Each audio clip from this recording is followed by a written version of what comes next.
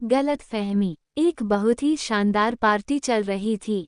हर तरफ छोटे छोटे रंगीन बल्ब की रोशनी टिमटिमा रहे थे। कुछ जगह पर हल्की रोशनी के बल्ब लगाया गया था, जिस कारण वहां पर मध्यम बल्ब की रंगीन रोशनी बिखरी पड़ी थी। झालर और डिस्को लाइट से पूरी पार्टी का माहौल मस्त बना हुआ था। हर जगह कुछ न कुछ खाने और उस खाने को परोसने के लिए बैटर लगे हुए थे। पार्टी में कई एक तरह के खाने का सामान और कई ब्रांड के शराब भी मौजूद थे। शायद इसलिए भी वह पार्टी मस्ती से सराबोर हो चुका था। ये पार्टी कुछ ऐसी थी कि जिसमें कपल और सिंगल सभी ने हिस्सा लिया हुआ था। इस तरह पार्टी शुरू हुए कुछ समय व्यतीत हो चुके थे। हल्के पार्टी वाली संगीत की ध्वनि के बीच सभी सिंगल और कपल नाचने और झूमने में मस्त थे। उस पार्टी में शराब के कारण भी शायद हर कोई मस्त हो चुका था। अब हालत ऐसी हो चुकी थी कि कोई भी कपल किसी के भी साथ डांस करने लगे थे। किसी के लिए भी किसी तरह का भेदभाव नहीं रह गया था। इस तरह कुछ लोग डांस करने में, कुछ खाना खाने में, तो कुछ लोग शराब पीने में लगे हुए थे। उन सभी लोगों के बीच एक व्यक्ति और भी मौजूद था, राजनंदन, जिसका जिक्र अगर हम आपसे न करें तो शायद राजनंदन को बुरा लगेगा। राजनंदन बहुत ही शरीफ लड़का था, बड़ा ही व्यवहार प्रिय और अच्छा लड़का था। कभी भी वह किसी लड़की के तरफ देखता तक नहीं था, लेकिन कहते हैं न कि सिक्का के हमेशा दो पहलू होते हैं। ठीक उसी तरह राजनंदन की एक खराब आदत भी थी। उसकी खराब आदत में शामिल ये था कि वह खुद को अच्छा कहता भी था। उसकी अच्छाई पर कोई शक करे, ये बात उसको बिल्कुल नागवार गुजरती थी। इसलिए वह खुद को अच्छा साबित करने के लिए जी जान लगा देता था। खुद को सही साबित करने के लिए उससे जो भी जैसा भी बन पड़ता था, वह करने में पीछे नहीं हटता था। अब इस पार्टी में भी ऐसी ही एक घटना हो गई।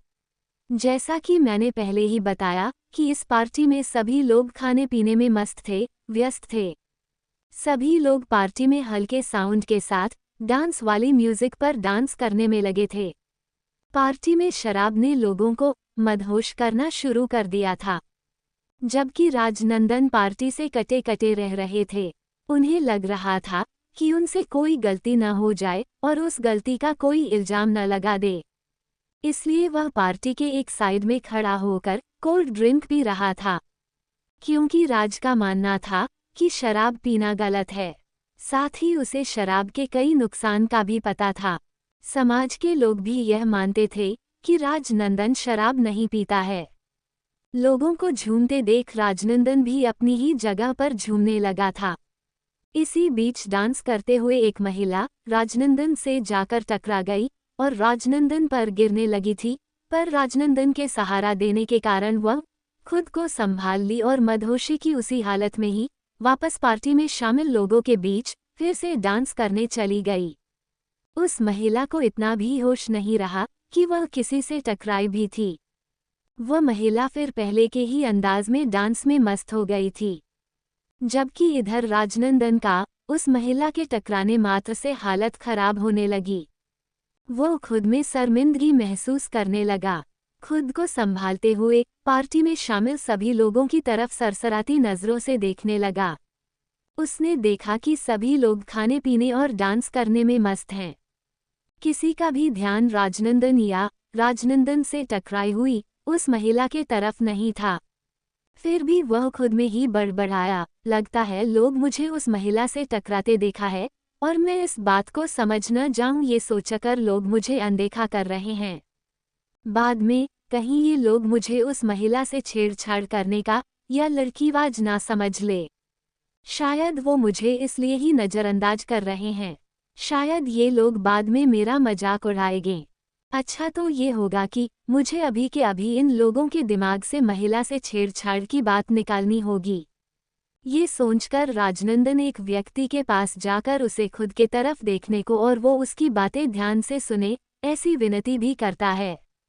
आगे राज उस व्यक्ति से कहता है कि देखिए महोदय, इंसान जो अपनी आंखों से देखता है वो हमेशा सही नहीं होता। आंखें कुछ देख रही होती है और हकीकत कुछ और ही होता है। आपने कुछ देर पहले जो देखा कि मैं उस महिला से टकरा गया हूँ, वो बस एक संजोग मात्र है। मेरे मन में उस महिला के लिए कोई गलत बात नहीं है। मैं बेहद शरीफ आदमी हूँ। किसी भी महिला के लिए मेरे मन में कोई गलत बात नहीं, बल्कि बेहद सम्मान है।